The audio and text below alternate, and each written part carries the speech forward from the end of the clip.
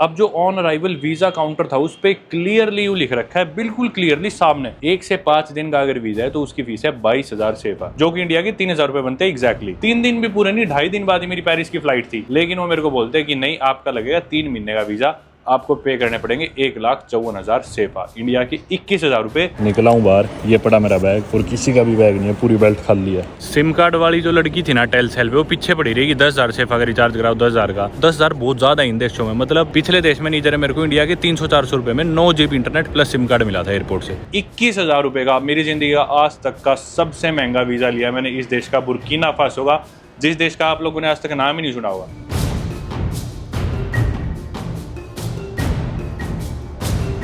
दोस्तों स्वागत है आप सभी का एक नई वीडियो से नीजर से, which is a completely landlocked country in West Africa. मेरी पिछली वीडियो आपने देखी है तो आप लोगों को पता है मैं इधर आया हूँ। नीजर जो it is one of the hottest and one of the purest countries in the world. पूरे अफ्रीका की सेकंड लार्जेस्ट लैंडलॉक्ड कंट्री है। वेस्टर्न अफ्रीका की बात करें तो सबसे बड़ी लैंडलॉक्ड कंट्री है।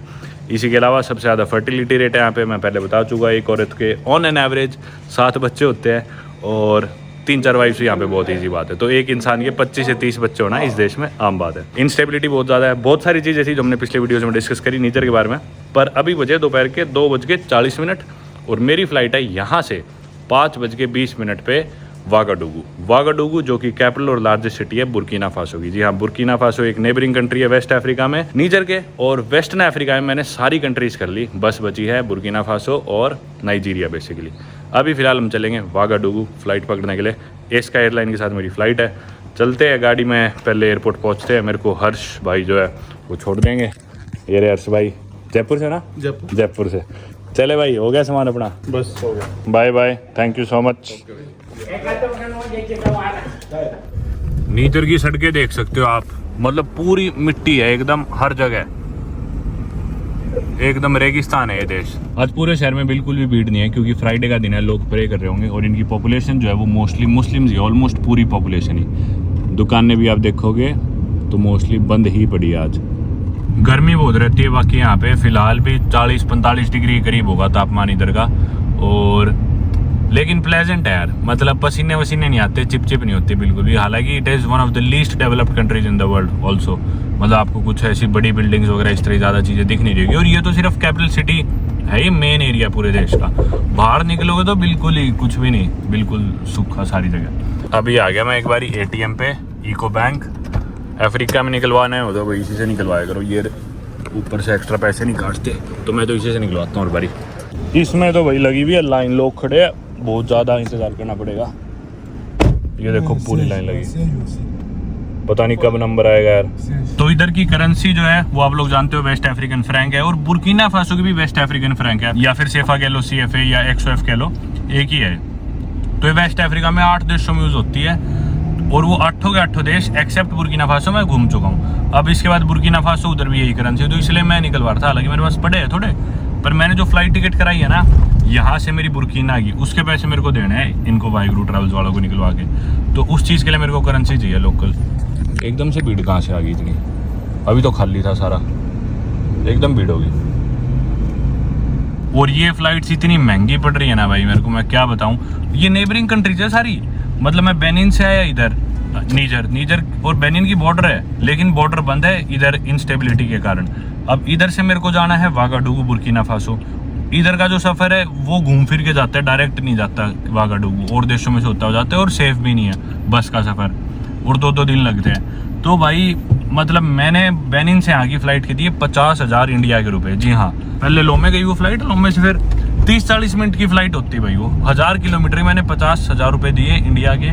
फिर अब यहाँ से यहाँ मैं कहाँ पे हूँ अभी, हाँ, फिर अब यहाँ से नियामे जो कि नीजर की कैपिटल है, यहाँ से मैं जाऊँगा बुर्किना फासो की कैपिटल वागाडुगू। ये फ्लाइट मेरे को पड़ी है ऑलमोस्ट 40,000 इंडिया के भाई। और फिर वहाँ से मैंने कराई है पेरिस की फ़्लाइट, वो पड़ी है 34,000 की। मतलब अलग कॉन्टिनेंट की फ़्लाइट सस्ती है, लेकिन विद इन अफ्रीका पड़ोसी देश में जाने के 50,000 रुपये। ये फ़्लाइट सिर्फ इन 2 देशों में फ़्लाइट मेरी 90,000 रुपये की पड़ी है, जो कि पड़ोसी देश है। मतलब भाई इतना दुखता है ना अफ्रीका में तो टिकट कराते हुए, फ़्लाइट टिकट, और इतने दुखते हैं पैसे, इतनी महंगी भाई, इतनी महंगी।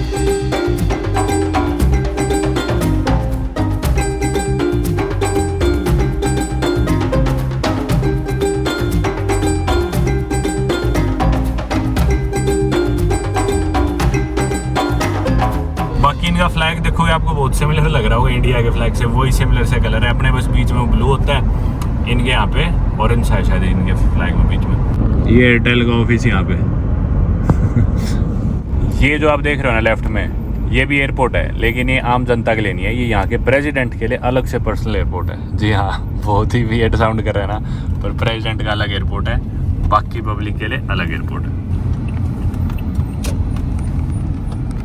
एयरपोर्ट आगे भाई, जब मैं लैंड हुआ था यहाँ पे तब कोई भी गाड़ी नहीं खड़ी थी, एक टैक्सी मुश्किल से थी जिसमें बैठ के आए थे, एक या दो थी बस, बिल्कुल एयरपोर्ट खाली पड़ा था। आज एयरपोर्ट पे काफ़ी गाड़ियाँ लगी हुई, लेकिन चलो भाई आ गया फाइनली एयरपोर्ट, घुसते अंदर। एयरपोर्ट इंटरनेशनल दोरी हमन आ गए भाई एयरपोर्ट के अंदर। चेकिंग के बाद ये है टीवी, डिपार्ट्स अपनी है KP046 वागाडुगू, इधर ही होगा चेक इन। जाते ही मिल गया भाई बोर्डिंग पास, तो टाइम नहीं लगा, खाली पड़ी थी लाइन। और ये देखो सुम्मा कंपनी, सुम्मा टर्किश कंपनी है दरअसल, जिसने इनके एयरपोर्ट बनाया है इधर के नीजर के। सीरिया लियोन की वीडियो में भी देखा होगा आपने, सीरिया लियोन का एयरपोर्ट भी सुम्मा इस टर्किश कंपनी ने ही बनाया था। चलो इनके एयरपोर्ट पे एक इंटरेस्टिंग चीज़ देखो मेरे को क्या मिली, ये एक डायनासोर की थाई है, और इन्होंने देखो पूरा स्ट्रक्चर बना रखा है डायनासोर का। ये है the preserved bones of the meat eating dinosaur Afrovenator abakensis, ये है उसकी राइट थाई बोन। गजब यार, बढ़िया इंटरेस्टिंग चीज़ है। तो ये ने मिली होगी यहाँ पे नेचर में, और ये डायनासोर इनने बना रखा है। वो तो डायनासोर था, और ये देखो भाई, ये दुनिया के सबसे बड़े क्रोकोडाइल का फॉसिल स्कल है। हालांकि ये रेप्लिका है, ओरिजिनल नहीं है। This is the fossil skull replica of the world's largest crocodile, 13 metre long, Sarcosuchus imperator. 13 metre लंबा था भाई, होता था भाई ये क्रोकोडाइल, जिसका इन्होंने रेप्लिका स्कल का बना के रख रखा है। 13 मीटर यानी कि मान लो 35 फुट हो गए भाई, 35 फुट लंबा क्रोकोडाइल जिसका इन्होंने रेप्लिका बना रखा है।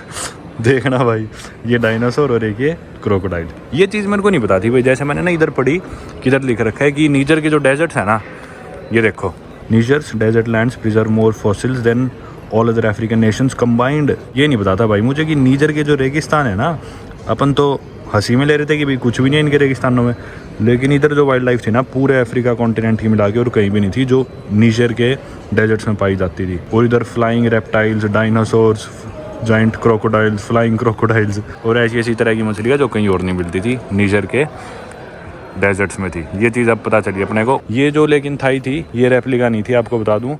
ये ड्यूटी फ्री है भाई इनका, सब हो गया, चलो बैठते हैं। मेरे ये समझ में नहीं आ रहा, बाहर तो इस देश में कुछ भी नहीं हो रखा, बिल्कुल रेगिस्तान है। एयरपोर्ट इतना ज़बरदस्त बनवा दिया इस टर्किश कंपनी से। एक ये ईटरी सी है, कोई भी नहीं है एयरपोर्ट पे अभी, देखना बिल्कुल खाली पड़ा है।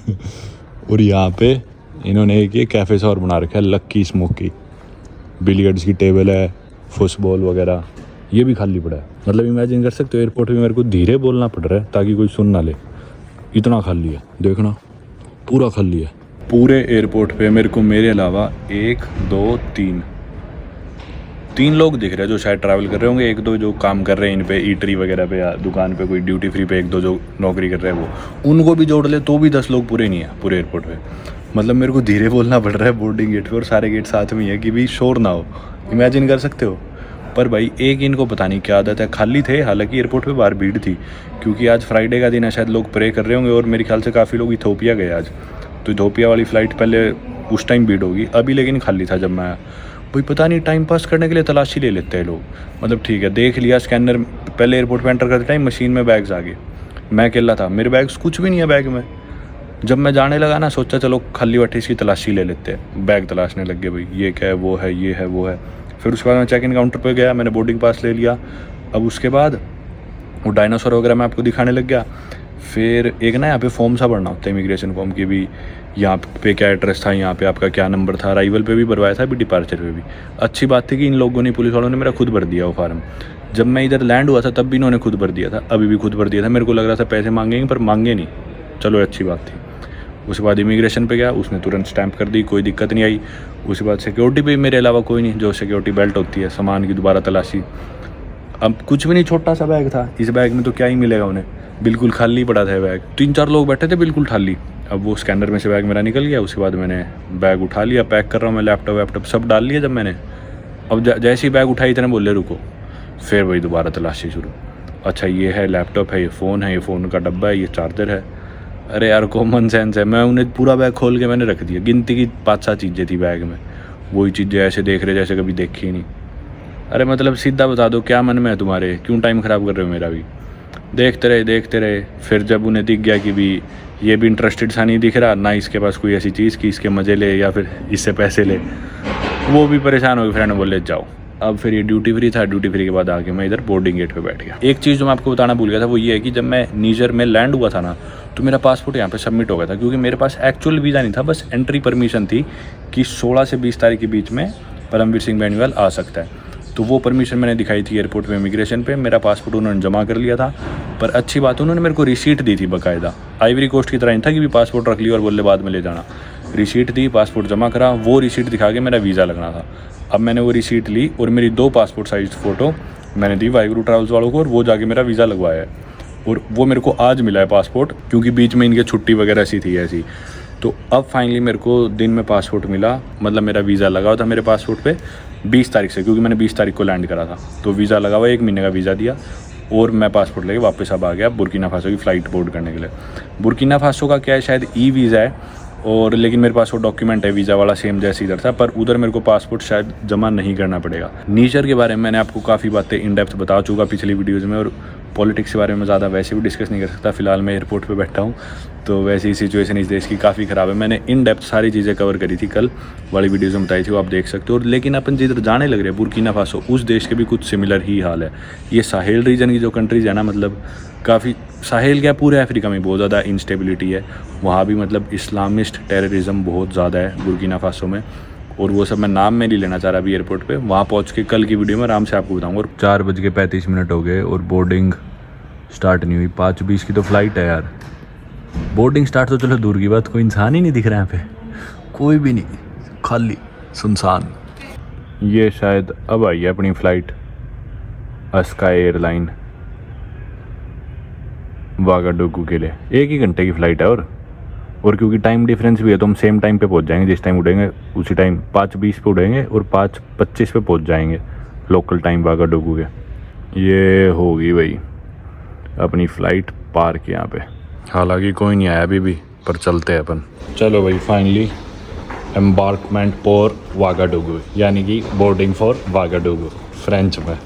चलते हैं। 33L अपनी सीट। भाई ये कैसी फ़्लाइट है, 33L है मेरी सीट। और देखना लेग स्पेस देखो भाई, ये गड़बड़ होगी कुछ, गर्ल सीट बनेगी इसकी शायद। गड़बड़ है भाई कुछ, इतना कम थोड़ी होता है। सामान तो भाई कर दिया लोड। ये मेरा बैग है भाई, क्या सेटिंग बैठी, जैसी मैंने वीडियो बनाई मेरा बैग आ गया। मैंने ज़िंदगी भर इतनी फ़्लाइट्स ले ली भाई, और इस फ्लाइट में पक्का कुछ ना कुछ गड़बड़ है। इन्होंने सीटें ज़्यादा लगा रखी है ज़रूरत से। देखना मैं एक तो पहली बात कितना ऊपर होके बैठा हूँ कि मेरी टांगे फिट आ जाए। ऐसा नहीं है कि मैं नीचे हो रखा हूँ, स्लाइड हो रखा हूँ। ये देखो कितना ऊपर मैं निकल के आ रहा हूँ सीटों से। ठीक है, तो मेरी अपर बॉडी, अब नीचे की बॉडी देखो।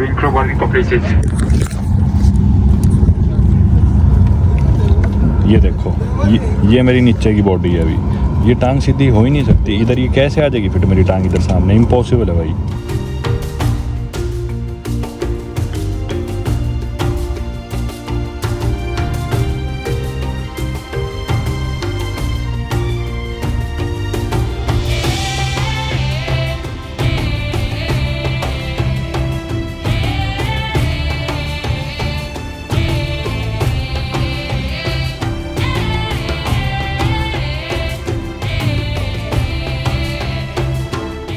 नीजर की तरह ये बुर्किना फासो भी पूरा रेगिस्तान है, जैसा आप देख सकते हो। मिट्टी मिट्टी दिख रही है ऊपर से तो।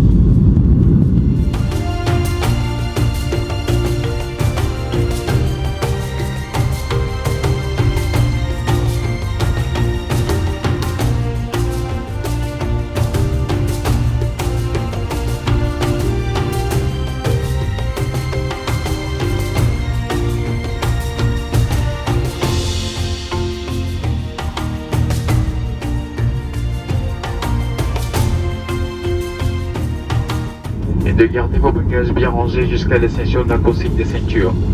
Lors du débarquement, soyez prudents. Land हो गए भाई, और अभी अनाउंसमेंट हुई है कि बाहर का टेम्परेचर है 41 डिग्री सेल्सियस और वक्त है 5:09। 5:20 पे लोकल टाइम पे वो फ़्लाइट तो हमारी उड़ी तो 5:30 ही थी और 5:10 से पहले यहाँ पे लैंड होगी। 40-50 मिनट लगे फ़्लाइट को यहाँ आने में। Cabin crew descend for check-in confirm. आज तो पहली बार ऐसा हुआ कि मेरा बैग मैंने चढ़ते हुए भी देख लिया फ़्लाइट में और उतरते हुए भी देख लिया। ये देखो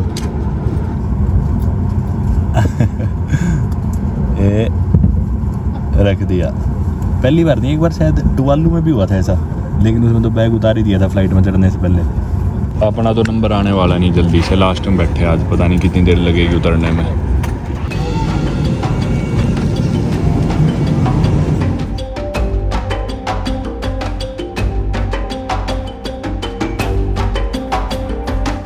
चलो भाई बस से उतरते हैं एयरपोर्ट के लिए, इमिग्रेशन वगैरह सारी चीज़ें करते हैं, फिर मिलते हैं आपसे। ये फॉर्म दे दिया भाई इन्होंने, ये भरना है। अब मेरे को 2 फ़ोटो भी देनी है इस फॉर्म के साथ भर के। दोस्तों फ़िलहाल मैं हूँ एयरपोर्ट पे अभी, और ये मैं रिकॉर्ड करने लग रहा हूँ फ़ोन कान पे लगा के नाटक करके। मैं इधर लैंड हुआ और लैंड होते ही ये बोल रहे हैं अब कि भाई आपका लगेगा वीज़ा 1,54,000 सेफ़ा का, जो कि अपने इंडिया के बनते हैं 21,000 रुपये। अभी पीछे पड़ेगी 21,000 रुपये, मान नहीं लग रहे, बोल रहे 21,000 का ही वीज़ा लगेगा आपका। इंडिया के 21,000, 40,000 रुपये मैं यहाँ पे फ़्लाइट के दे के आऊँ, अब बोल रहे 21,000 रुपये और लगेंगे इस वीज़ा के आपके। मैं तो बोल रहा हूँ भाई ना लगाओ, मेरे को चाहे डिपोर्ट कर दो, कोई मतलब थोड़ी है। जबकि 5 दिन का वीज़ा होता है इनका 50-55 हज़ार का कुछ का, जो कि इंडिया के वो भी 7-8 हज़ार रुपये बने, पर ये मानने को तैयार नहीं है। और शायद इंडियन देख के जो भी बोल रहे कि भी पैसे दो आप, 1,54,000 सेफ़ा, इंडिया के 21,000 रुपये। 40,000 की फ़्लाइट लेके आया हूँ, यहाँ से बाहर निकलने की 40,000 की फ़्लाइट, 21,000 का वीज़ा, 1,00,000 रुपये इस देश में 2 दिन स्पेंड करने के लिए, वो भी ऐसे देश में जिधर कुछ नहीं है। आगे भाई मजबूरी में 21,000 का वीज़ा लेके निकला हूँ बाहर। ये पड़ा मेरा बैग, और किसी का भी बैग नहीं है, पूरी बेल्ट खाली है। चलो सारे जा चुके, पूरा एयरपोर्ट खाली। एयरपोर्ट इनका कुछ ऐसा दिखता है, आपको सारी स्टोरी बताता हूँ अभी हुआ क्या, बताऊँगा आपको सारी कहानी अंदर की। बस अब सोरती यानी कि एग्जिट ढूंढते हैं, इधर ही है बाहर निकलने का रास्ता। बाहर निकल गया भाई टेलसेल, ऑरेंज और मूव अफ्रीका सिम कार्ड की दुकान ने। अंदर तो कुछ नहीं दिखा था, अंधेरा होने लग रहा है। बाकी ये कुछ बाहर से नज़ारा है, टेलसेल का ले लेते हैं। भाई बाहर जो दुकान है ना सिम कार्ड की, ये भी लूटने में लगे हुए हैं। 10,000 सेफ़ा बोल रहे हैं सिम कार्ड की, इंटरनेट। अरे यार क्या करने लग रहे हो, मेरे तो समझ में नहीं आ रहा इस देश में क्या होने लग रहा है। 10,000 सेफ़ा यानी कि 1,400 रुपये बोल रहे हैं इंटरनेट के, कमाल ही हो गया। ये आगे भाई हम एयरपोर्ट की पार्किंग में गाड़ी में बैठते हैं और करते हैं आपसे बात। ये पार्किंग के टैरिफ है 500, यानी कि इंडिया के 70 रुपये होंगे लगभग। 1 घंटे से ज़्यादा के फिर थोड़े ज़्यादा। पर ये जो लिखी हुई है ना चीज़ें इस देश में, इन पे भरोसा मत करना, क्योंकि वीज़ा में भी कुछ ऐसा ही लिखा था, जो भी मैं आपको बताऊंगा। सिम कार्ड वाली जो लड़की थी ना टेलसेल पे, वो पीछे पड़ी रही कि 10,000 सेफ़ा का रिचार्ज कराओ 10,000 का। मैं बोला सिर्फ सिम कार्ड दे दो। मेरे को ना एक भाई लेने आ गया था वाइगुरु ट्रैवल से एयरपोर्ट पे, वीज़ा के दौरान भी वो साथ था। तो वो औरत पीछे पड़ी रही कि 10,000 का रिचार्ज कराओ। 10,000 बहुत ज़्यादा इन देशों में, मतलब बहुत ज़्यादा पैसे होते हैं। 1,400 रुपये का रिचार्ज पिछले देश में नहीं दे रहे मेरे को, इंडिया के 300-400 रुपये में 9 GB internet plus SIM card मिला था एयरपोर्ट से। ये पता नहीं क्या सोच के मांग रही थी इतना। चलो भाई, लैंग्वेज हालांकि यहाँ पे सारे फ्रेंच बोल रहे थे एयरपोर्ट पे, लेकिन फ्रेंच इनकी ऑफिशियल लैंग्वेज नहीं है अब। हालांकि ये फ्रेंच कॉलोनी थी, 5 अगस्त 1960 को इनको फ्रेंच से आज़ादी मिली, लेकिन इसी साल 2024 जनवरी में इन्होंने फ्रेंच को ऑफिशियल लैंग्वेज का जो दर्जा था वो हटा दिया, और फ्रेंच और इंग्लिश को इन्होंने बना दिया working language instead of official language. लेकिन इंग्लिश बोलता नहीं है कोई, नाम की वर्किंग लैंग्वेज है। वैसे फ्रेंच ही बोलते हैं सारे अभी भी, और जो ऑफिशियल डॉक्यूमेंट्स है वीज़ा वगैरह वो भी फ्रेंच में ही थे। अब इनकी जो भाषा है बेसिकली, इन्होंने ना बुर्किना फासो वर्ड भी जो बना हुआ है, इनका नाम भी, ये भी इनकी इंडिजिनस भाषाओं से बना हुआ है। तो ये चीज़ इस देश की अच्छी है कि भी है ना, अपनी इंडिजिनस भाषाओं को बहुत इंपॉर्टेंस देते हैं। और अब इनकी ऑफिशियल लैंग्वेज जो है वो है मूर, जो कि मोसी लोग बोलते हैं आगे। मोसी यहाँ का सबसे बड़ा एथनिक ग्रुप है, 50% से ज़्यादा वही है, और सबसे वाइडली कॉमनली स्पोकन लैंग्वेज मूर या मोसी लैंग्वेज ही है। उसके बाद फिर द्यूला आ गई, बिस्सा आ गई, फुला आ गई, ये सारी अब इनकी ऑफिशियल लैंग्वेज है। वर्किंग लैंग्वेजेस इंग्लिश और फ्रेंच है।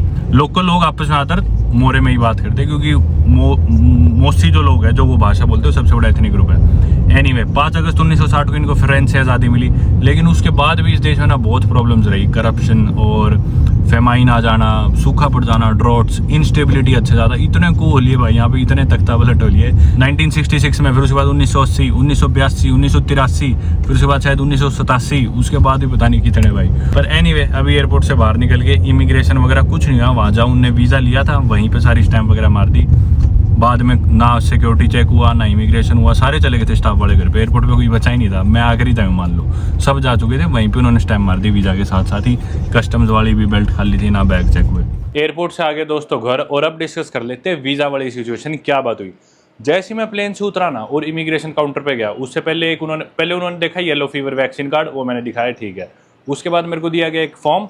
मेरे पास वीज़ा की परमिशन थी ऑनलाइन, हालांकि ई वीज़ा भी आप ले सकते हो, पर ई वीज़ा आने में टाइम लगता, और मेरे को जल्दी आना था, तो मेरे प्लान बहुत स्पॉन्टेनियसली बने थे। तो मैंने वाहिगुरु से परमिशन मंगा ली, जिसके बेसिस से मुझे वीज़ा ऑन अराइवल मिल जाना था। अब वो परमिशन लेके मैं गया वीज़ा वाले काउंटर पे। उन्होंने मेरे को दिया एक फॉर्म कि आप ये फॉर्म भरे, जो मैंने आपको वीडियो में भी दिखाया था। वो फॉर्म भरने के बाद अब जो ऑन अराइवल वीज़ा काउंटर था, उस पर क्लियरली लिख रखा है, बिल्कुल क्लियरली सामने। अब जैसे ये काउंटर है, मान लीजिए इधर वो उनका इमिग्रेशन ऑफिसर है, इधर कांच के शीशे पे इतना बड़ा वो पोस्टर लगा है, उस पर लिखा है कि वीज़ा की फ़ीस 1 से 5 दिन का अगर वीज़ा है तो उसकी फ़ीस है 22,000 सेफा, जो कि इंडिया के 3,000 रुपये बनते हैं एग्जैक्टली। और 5 दिन से ज़्यादा का शायद 1 महीने का जो वीज़ा था वो 55,000 कुछ का था। और जो 3 महीने का वीज़ा था 90 दिन का, उसकी कीमत थी 1,54,000 सेफा, यानी कि इंडिया की 21,000 रुपये। अब मैंने उस फॉर्म में क्लियरली भरा है कि 3 दिन बाद मेरी यहाँ से फ़्लाइट है पेरिस की, और असली में भी है 3 दिन भी पूरे नहीं, 2.5 दिन बाद ही मेरी पेरिस की फ़्लाइट थी। और मैंने फ़्लाइट भी दिखाने लग रहा हूँ उन्हें मैं। उस फॉर्म में मैंने लिखा है भाई मुझे 3 दिन का वीज़ा चाहिए, लेकिन वो मेरे को बोलते हैं कि नहीं, आपका लगेगा 3 महीने का वीज़ा, आपको पे करने पड़ेंगे 1,54,000 सेफा, इंडिया के 21,000 रुपये इस देश के वीज़ा के लिए। भाई इस देश में क्या है जो 21,000 रुपये वीज़ा के लेने लग रहे हैं? वो तो अभी हम क्या कह सकते हैं, अभी तो अंधेरा हो गया, कल अपन देख ही लेंगे क्या इस देश में जो 21,000 रुपये लेने लग रहे हैं वीज़ा के। मैं उन्हें उंगली करके दिखा रहा हूँ, मैं 5 दिन तक इतना वीज़ा है। फिर जो भाई थे वाहिगुरु से, वो भी एयरपोर्ट पे आ गए, उन्होंने फ्रेंच में वो बात कन्वे भी करी, समझाई भी, पर वो बोल रहे कि भी नहीं। मैं बोल रहा हूँ लिख रखा है 1 से 5 दिन का, बोले ये ना ट्रांजिट वीज़ा है। मैं बोला 5 दिन तक एयरपोर्ट पे कौन ट्रांजिट करता है? दूसरी चीज़, मैं 3 दिन 2.5 दिन है मेरे, 3 दिन भी नहीं है। मैं बोला मैं 2-2.5 दिन एयरपोर्ट पे रहने को तैयार हूँ, आप ये मेरे को दो ट्रांजिट वीज़ा, ठीक है मैं बाहर ही नहीं जा रहा। बोले नहीं, आपको इतने पैसे देने हैं तो दो। और वो जो मेरे जो इंडियन बंदे थे मेरी मदद के लिए वहाँ आए थे, उन्हें बोले कि इनकी फ़्लाइट कराओ और इन्हें यहाँ से निकालो।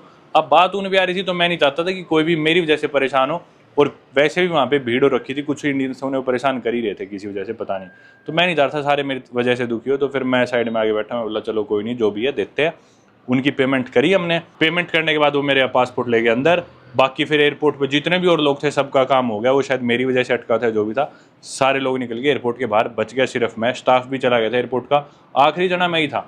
फिर उन्होंने वो कर दिया स्टैम्प, और 21,000 रुपये का मेरी ज़िंदगी का आज तक का सबसे महंगा वीज़ा लिया मैंने इस देश का, बुर्किना फासो का, जिस देश का आप लोगों ने आज तक नाम ही नहीं सुना होगा। जिस देश के बी से बुर्किना, एफ से फासो, जिस देश का नाम ही BF है, वो 21,000 रुपये वीज़ा का लेने लग रहे हैं। मतलब हद होगी यार, कैसे टूरिज्म बढ़ेगा यार तुम्हारे देश में? फिर तुम एक्सपेक्ट करते हो कि भी इकोनॉमी ग्रो नहीं कर रही, लोग अफ्रीका नहीं आते, अफ्रीका को अंडर डेवलप्ड कहते हैं, अफ्रीका को बैकवर्ड कहते हैं, अफ्रीका अंडररेटेड है। अरे तुम एक्सप्लोर तो करने दो, हम तो चाहते हैं भैया कि तुम्हारी अच्छी चीज़ें दिखाए। 21,000 रुपये होते हैं वीज़ा के, और वो भी जब साफ तुम गलत करने लग रहे हो कि भी होते, अगर मेरे को पता होता कि भी ठीक है इतनी फीस है तो मैं प्रीपेड आता।